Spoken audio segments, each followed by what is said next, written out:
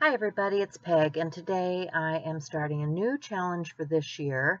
It's with 4 artists. I am one of 4 with Bea Grobe and Shell C and Gina Ahrens. And the challenge is a digital challenge. We are going to create backgrounds for the seasons, and then we will share them with the other artists, and then we will use the backgrounds that are digitally traded with each other to create something. So I'm creating my background. I was inspired by that picture of the tulips with the greens and the yellows and the pinks, and I'm thinking spring. I'm thinking about spring, and the colors that are coming to mind are those colors that we're going to see in the garden very, very soon. Spring flowers. I am so ready for spring and spring flowers. We've had nothing but snow, and I am tired of it.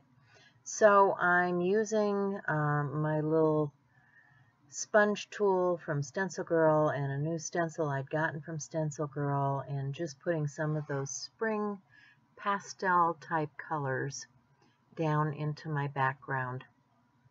I think these stencils are part of their Stencil Club group, so if you're interested in them, you may want to check out the Stencil Club. And then this is an old foam stamp, and I'm just putting some paint right onto the foam stamp. I think this was from, oh dear,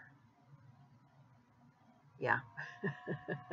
I can't even remember the artist now, but they were something that I've had in my stash for, I don't know, 20, 30 years. So foam stamps are really good if you're going to use paint, because they clean off really well. Oh, Claudine Hellmuth. Yeah, those Claudine Hellmuth stamps. And then I'm going to use some neutral yellowish toned pastels to blend all that background together and get my pink or magenta colored paint out and stamp that. And then I'll finish this up, cut it down, and scan it and send it off to my artsy friends. So here's the close-up of what that background looks like. And you can see it's got a lot of layers, a lot of textures, and they should have some fun using that. So I got quite a few background papers, more than I expected, which is fine. I was pulling them out and looking at them and trying to figure out what I was going to use. These were some from Gina. I decided not to use the black and white one she sent. That one on top is from Bea, and I think I'm going to start with that one. I'm just going to trim it out.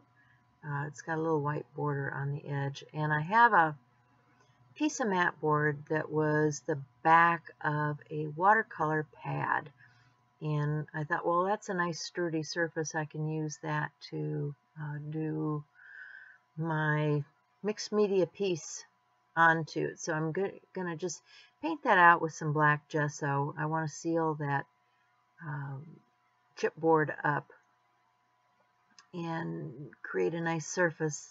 I don't know when I do this just how far the layers are going to go or anything, so I thought I'll start with a black and move on from that, and clean out my brush and start putting things down. So I'm tearing up that sheet that I got from Bea, and I've got some collage paws.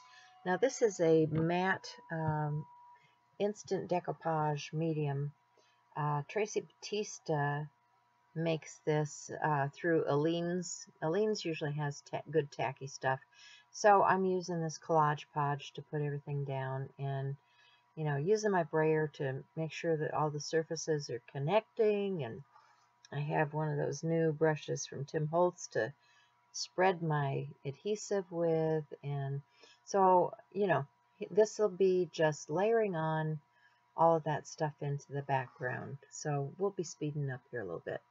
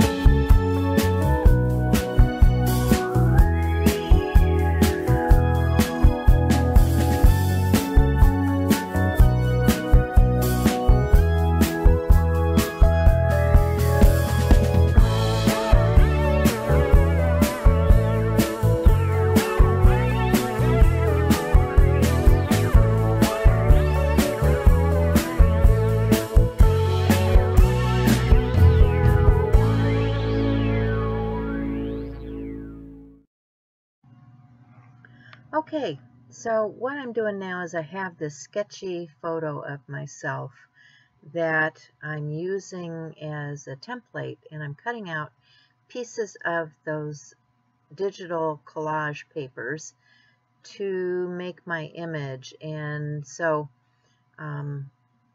just using that for a template and trying to decide, okay, what am I going to use for a shirt? What am I going to use for the face? What am I going to use for the hair? And I'm just going to cut those pieces out and glue them down with the same collage page that I've been using all along to create my figure on here. This is a self-portrait, and I'm just going to continue on layering and collaging. So I decided rather than sketch all of that face again, I would use the sketched image and just print it out on a piece of transparency. So I'm gluing the papers to the back of the transparency and then adding that to my chipboard mixed media piece. And as I do it, I decide, okay, I can't see anything through that black where the shirt is. But that's okay, because I really think it needs to be darker. I wear a lot of black shirts anyway, so it looks very normal to me. So I'm just going to use that collage podge, put everything down, dry it off, make sure that everything's adhering correctly, and heat set it to dry. And then I will move on with my next step, which is, getting some gesso, finishing out the coloration on here for the shirt. I'm going to get my markers, do the finishing touches with the markers. I'm also going to be using some rub-ons and putting a quote on here for the finishing touches. And so that's about the whole process of putting this together. I hope you go and watch the other artists that are part of this challenge. I think it's been a lot of fun, and can't wait for the summer challenge to get here so that I can see what kind of digital backgrounds I get for the next challenge and what kind of fun we can have.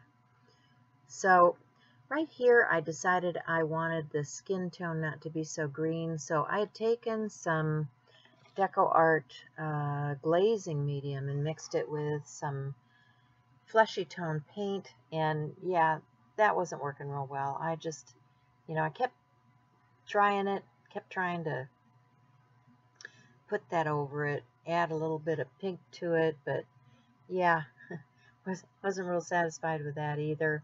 So, I tried to knock it back, take a wipe and knock it back a little bit, but yeah, it still wasn't doing what I wanted it to do. So, mostly I end up wiping all of that off, and then I decide, well, I've got my big brush pens, and they're kind of translucent, and they should work here for coloration. I mean, I did get rid of quite a bit of the green with putting that down, but it's still, it's still not where I want it to be. So I'm going to grab that big brush pen and do some of the flesh tone coloration with that, and put some color into the hair, and yeah, just layer after layer after layer. So I'll let you watch what's going on here.